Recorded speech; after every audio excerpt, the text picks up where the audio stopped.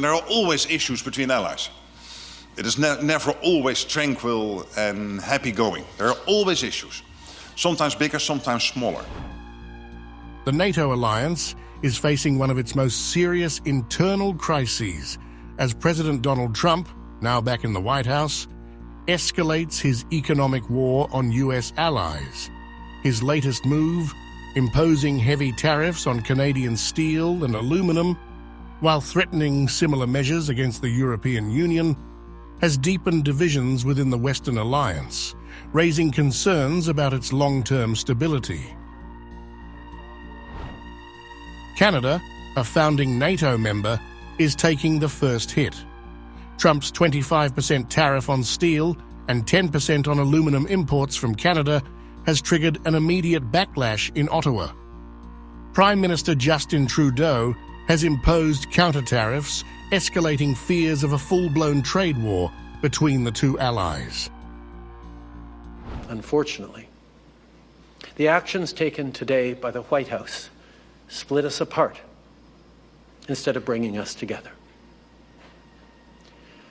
Tonight, I am announcing Canada will be responding to the U.S. trade action with 25% tariffs against $155 billion worth of American goods. This will include immediate tariffs on $30 billion worth of goods as of Tuesday, followed by further tariffs on $125 billion worth of American products in 21 days' time to allow Canadian companies and supply chains to seek to find alternatives. But Trump remains unmoved, dismissing criticism and doubling down on his America First economic policy. He insists that Europe has taken advantage of US trade for decades, vowing that the days of America being a piggy bank for the world are over. As Canada pushes back, European leaders are preparing for Trump's next economic strike. The White House has already hinted at tariffs on European cars, agriculture, and other key industries unless the EU renegotiates trade terms on Trump's terms. It might happen with them, but it will definitely happen with the European Union, I can tell you that, because they've really taken advantage of us. And, you know, we have over a $300 billion deficit. They don't take our cars, they don't take our farm products, they take almost nothing. And we take everything from them, millions of cars, tremendous amounts of food and farm products. So the UK is way out of line, and we'll see the UK, but European Union is really out of line. UK is out of line, but I'm sure that one, I think that one can be worked out. But the European Union it's an atrocity, what they've done.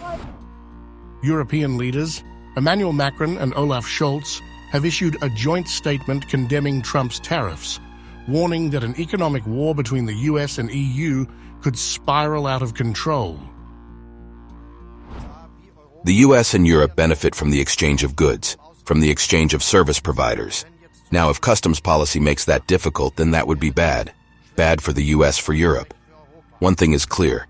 As a strong economic area, can we design our own things? And can also respond to customs policies with customs policies? We must and will do that. But it should be the perspective and the goal, that we proceed in such a way that it amounts to cooperation. The escalating trade tensions are now straining NATO itself. Officials in Brussels fear that Trump's economic aggression will weaken US leadership at a time when NATO is trying to maintain unity against Russia. Analysts believe Trump is using tariffs as a bargaining chip to pressure NATO members into increasing their defense spending, a demand he has long pushed. But this approach comes with risks. If Trump's trade war escalates, NATO's internal cohesion could suffer, creating a rift between the US and its closest allies, just as geopolitical threats from Russia and China continue to rise. With America's allies fighting back, the question remains, is Trump strengthening US leverage? Or is he pushing NATO toward a deeper divide?